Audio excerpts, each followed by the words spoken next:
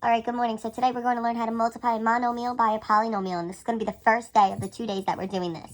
So first I want you to take a second and pause this video to complete the do now questions and try to think about that brainstorm. All right, so looking at these do now questions, looking at question number 1, we needed to distribute the 5.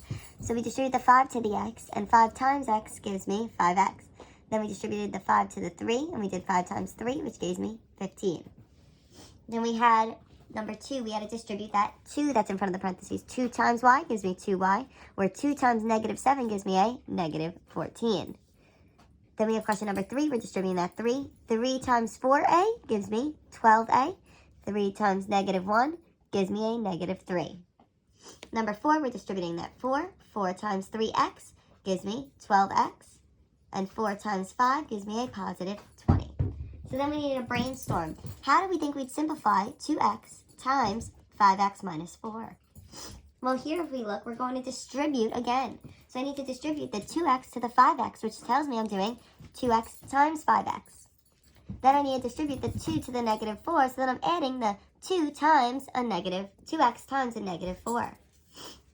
Now, 2x times 5x. Remember, those are two monomials that we need to multiply like we did last week. So we're going to separate our numbers and our variables. So I have the 2 times the 5.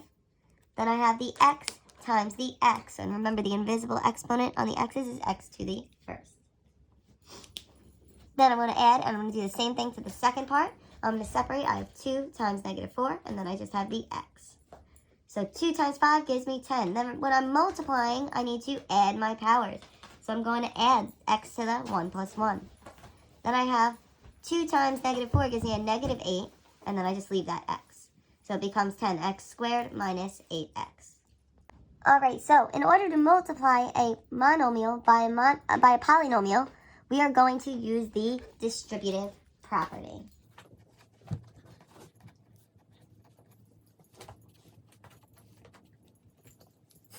All right, so when we go to simplify the following, first example 1, we're going to use our distributive property. So I'm going to take the 4y and distribute it or multiply it by the 2y.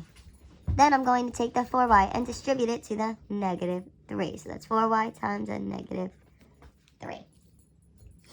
Then we need to use our laws of exponents. So here I have 4y times 4y. So I'm going to separate my numbers and my variables. So I have 4 times 2. And then I have y times y. And remember, there's an invisible 1 on those exponents. Then I'm going to do the same thing for the next part. So I have 4 times negative 3. And then I just have the y. So 4 times 2 gives me 8. And then I'm multiplying, so that tells me I need to add my powers of 1 plus 1. And then 4 times negative 3 gives me a negative 12, and then I have my y. So when I simplify that, I get 8. Y to the 1 plus 1 is 2, minus 12y. All right, let's look at example 2. Once again, we need to distribute. So here, when I distribute, I have 2a times 3a squared. Plus, then I have 2a times a negative 5. So then I'm going to separate my numbers and my variables. So I have 2 times 3 here. And then I have a, and remember there's an invisible 1 as my exponent, times a to the second. Plus, we're going to do the same thing to the other side. I have 2 times negative 5. And then I just have a. So here, when I simplify, 2 times 3 gives me 6. And then I'm multiplying. When I multiply, I need to add my powers. So it becomes a to the 1 plus 2. And then 2 times a negative 5 gives me a negative 10. And we just have our a there. When we simplify, I'm left with 6. A to the 1 plus 2 gives me 3 minus 10a. All right, so looking at example 3, once again, we are going to distribute. But here, we are distributing 2 more terms. So here I have the negative 4y squared distributing or multiplying by the 2y cubed. Then I also have the negative 4y squared being distributed to the negative 3y squared. I have the negative 4y squared being distributed to the y. And I have the negative 4y squared being distributed to the negative 5. Sorry, I kind of got off the page a little bit over there. All right, so then we need to separate our numbers and our variables. So here I have negative 4 times 2. And I have y to the second, or y squared, times y cubed. Plus, we're going to do the same thing to each of them. I have negative 4 times my negative 3. And I have y squared times y squared. Plus, let's look at the next one. I have negative 4 times, now my coefficient here is an invisible 1. And then I have y squared times y, and there's the invisible 1 there. And then I have negative 4 times a negative 5. And then I just have the y squared there. So then I need to simplify. Negative 4 times 2 leaves me with a negative 8. Then I'm multiplying, so I need to add my exponents, 2 plus 3. So then I have plus negative 4 times a negative 3 leaves me with a positive 12. And then I'm multiplying, so I need to add my exponents of 2 plus 2. Then I have negative 4 times 1, which leaves me with a negative 4. Then I'm multiplying, so I need to add my exponents, 2 plus 1. Then I have negative 4 times a negative 5, which leaves me with a positive 20. And then I just have y squared. So then when I simplify that, I get negative 8, y to the 2 plus 3, which is 5, plus 12, y to the 2 plus 2 is 4, minus 4, y to the 2 plus 1 is 3, and plus 20y squared. All right, so looking at example 4, once again, we distributed. So I distributed the 2x cubed to the 5x to the 4th. So multiply those. Then 2x cubed times the negative. Remember, there's an invisible 1x cubed there. And then 2x cubed times 1. Then I separated numbers from the variables. So I separated 2 times 5, and then x to the 3rd times x to the 4th. I separated here the 2 times the negative 1, and then I had x to the 3rd times x to the 3rd. Here I had 2 times 1, and then I separated just the x to the 3rd. Then remember, when we're multiplying, we need to add our exponents. So I have 10x to the 3 plus 4 minus 2x to the 3 plus 3, and then plus 2x to the 3rd. When I simplified and actually added those, I got 10x to the 7th minus 2x to the 6th plus 2x cubed. All right, looking at example 5, what we're going to do is we're going to distribute again. So over here, I'm distributing. So I have the negative 3y to the 5th times the 2y to the negative 3rd. Then I take the negative 3y to the 5th, and I'm distributing or multiplying it by the negative 4y to the negative 1st. Then I have the negative 3y to the 5th, and I distribute or multiply it by the positive 3y. And then I have the negative 3y to the 5th that I'm distributing or multiplying by the positive 2.